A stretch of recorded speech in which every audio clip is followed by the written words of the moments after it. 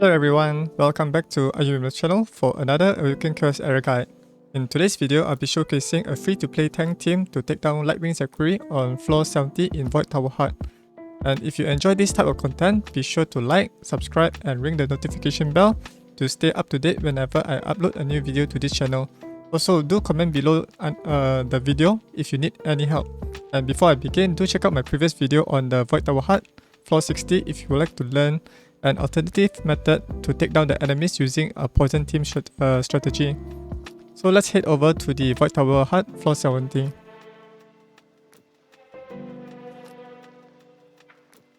Alright, so on floor 70, the enemy team composition would be Anna, Hugh, Antunua, and Lightwing Zachary.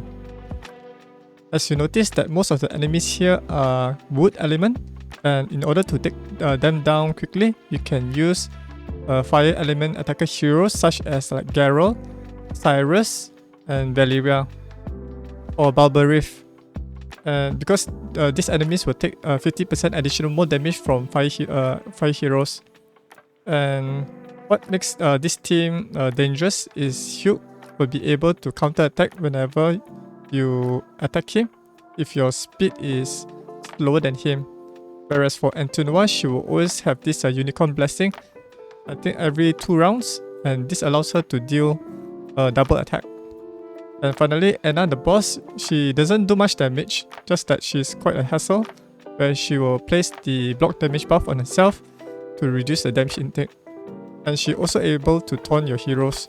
So if you were to use any like water element heroes here, you need to make them as tanky as possible because they will be receiving 50% more damage from them.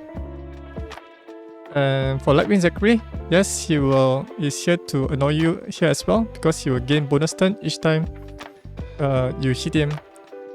And you can take this team down easily with, because this team does not involve any healers as compared to the floor 60 where there's like Blackhorn and CC. So let's see the other player team formation. As you notice, they are using at least support heroes such as like Mytheassia and Blackhorn for healing, and Hakrin to provide some additional defense stats for your heroes to survive the attack, and at least 1 fire attacker hero. And as you can see here, there's Garrel, Siress, and who else? And you can also use a poison team like this. And there's Valeria, she's a great AoE nuker. And to reduce the enemy's damage output, you can use Brand as well because he will place the attack down. And that's it for the team. So let's check out my team composition. So for my team, I have Siress, Mytheassia, Hakrin, and Charles. Siress is my main damage dealer to deal massive amount of damage to these wood element heroes. Mytheassia is here to cleanse away any negative effect placed by Anna, such as like the taunt or freezes for Myla. Hakrin, on the other hand, is here to provide additional increased max health, as well as the additional 20% defense stats from his trait. And Charles is here to taunt the enemy, to prevent them from attacking Hakrin, because most of them will be attacking Hakrin if he has since he has the lesser health compared to other heroes here. And he's the weak element to the wood. And in order for Charles to taunt them consistently, you need to have at least 140% focus. For the spells, I have Agile Leap and Gaia's Renewal. Agile Sleep is to allow me to provide extra turn to my attacker hero, since my support hero will not be doing much damage. And Gaia's Renewal for emergency use case when Lightwing Zachary is managed to deal a high amount of damage to my heroes while Mytheassia skills are still under cooldown. So let me show you them in action. Alright, so at the start of the battle, this boss wave will have 3 waves, so you can take this opportunity to ramp up the number of multi-target on Siress by attacking multiple enemies here.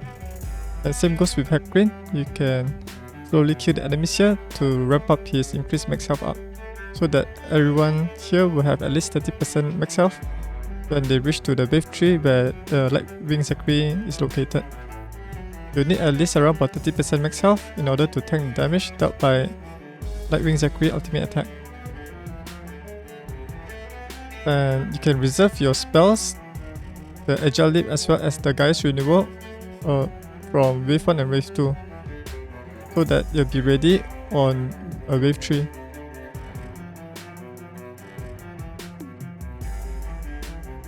And you can also stack the ability in immunity on Siress by using her special ability. This will negate any damage intake from the enemies.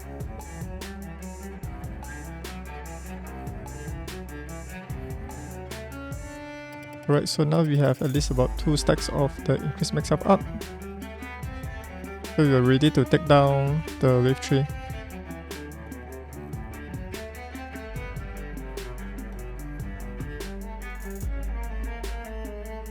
So there's one enemy remaining on the battle, and now we are on Wave 3. So the target priority will be to take down the Hugh and Antunua, and then third will be Anna, and finally Lightwing Zachary. So currently my Siress already have the 4 enemy targeting, so that's why her ultimate ability can attack 4 heroes at this time. So you can use Charles' own ability to prevent Antunua from targeting Hakrin, since all the 3 enemy heroes here, Anna, Hugh and Antunua, will be taking down Hakrin since he's the weakest element here. So to mitigate or reduce the damage intake on Hakrin, it is advisable to use Charles to distract Antunua or Hugh or Anna from consistently hitting Hakrin here. And while Hakrin's health is low, you can also use Mytheassia's healing abilities, either her ultimate or special ability, to heal them. And when Mytheassia's skill is under cooldown, you can then use the Gaia's Renewal for additional healing.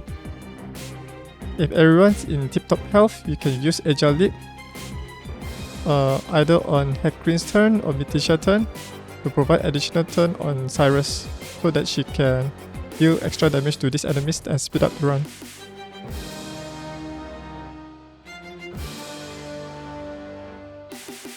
And since Charles is quite tanky enough, he does not need to use his ultimate ability to generate the shield to mitigate the damage intake, since no one is attacking him right now.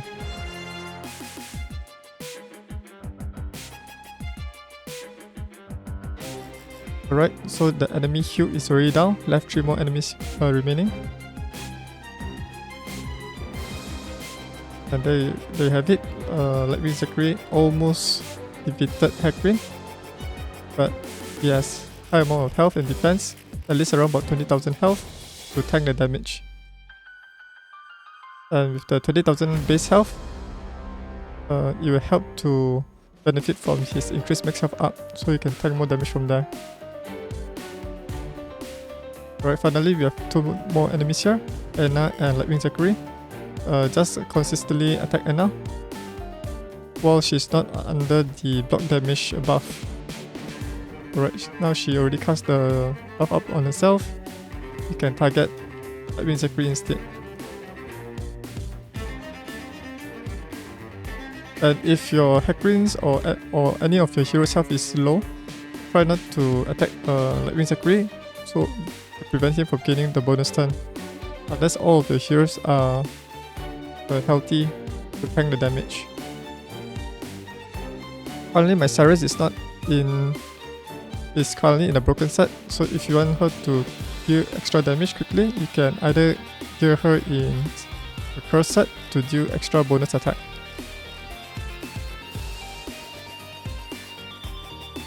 Alright, Anna is almost down, 8% health left. Right, left 1 more enemy here, Lightwing Zachary. And there you have it, that's how I cleared Void Tower Heart floor 70 with this free-to-play team. Mytheassia can be obtained from the rookie summon. So let's check out the battle report. The most damage dealt will be Siress, and the most damage taken will be Hakrin, and finally, the most healing will be dealt by Mytheassia. So let's claim our reward for floor 70. So the reward will be Stardust, 150 diamonds and 1 foodie. And let's check out the other players' team formation, so you can get some ideas. In case you do not have a Siress build, you can use alternative heroes such as like Garo or Valeria. Okay, so let's check out each hero build and what are the stats you need to achieve in order to complete floor 70. I'll start with Siress first. So Siress has around about 4000 attack, 100% critical rate, 255% critical damage, and around about 181 speed. She's quite fast even though without a speed boost. And these are her gears, basically some broken set and one Terra set. So let's check out each of the equipment here. So basically you want to focus primarily on critical rate, critical damage and attack.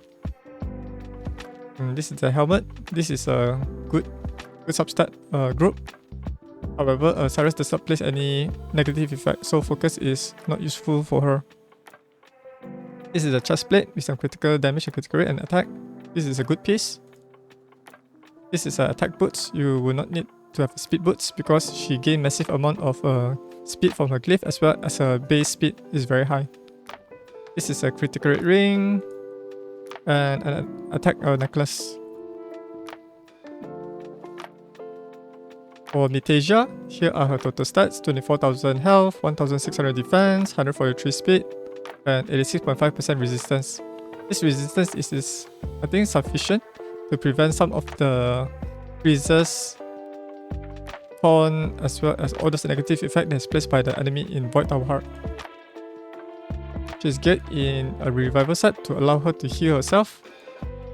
And this is a health necklace, health ring, health boots, a chest plate with some resistance and health and defense, triple roll on health, resistance and agility, and finally this is the weapon. Moving on to the third hero, we have Hakrin. And these are Hakrin total stats: 20,000 health, 3,500 defense, 142 speed, and 105% focus.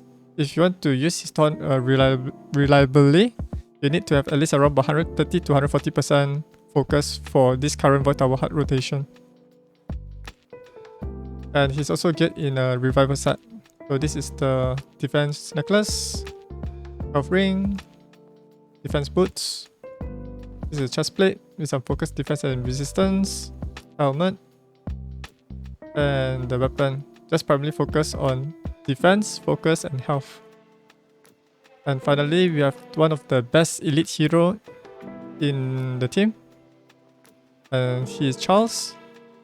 So these are Charles' total stats: 19,000 health, 1,621 defense, 164 speed, and close to 130% focus. So you need a high amount of focus in order to reliably taunt the hero. I had this focus high because I think in the previous floor there was like Rodira who kept healing herself if I did not manage to taunt her or crowd control her with Charles' basic attack. And he has around about 113% resistance to prevent enemies from crowd controlling him. So this allows him to consistently place the taunt and not get disrupted by freezes or taunt or stun. And here are his gears. Basically two sets. One is revival set to heal him, and raptor set for additional 30% focus. So this is a health necklace, a health ring, and a speed boost to go first before the enemy can take their turn. And this is the chest plate with some focus and agility to deflect the attack. This is the helmet with some focus, resistance and defense. And finally, we have the weapon with some resistance and focus. This is one of the best build for Void Tower Heart. It's a tanky build, not primarily focused on damage. It's more optimized for crowd control enemy. Alright, so that's it for this video. I hope you learned a thing or two from this strategy. And if you like to support my work, you can head over to patreon.com/Ayumilove to be a patron there. Also, to learn more about Awaken Chaos Era, I have set up a few guides on my website at ayumilove.net to learn more about this game. Thanks for watching, and I'll see you guys in the next video. Bye!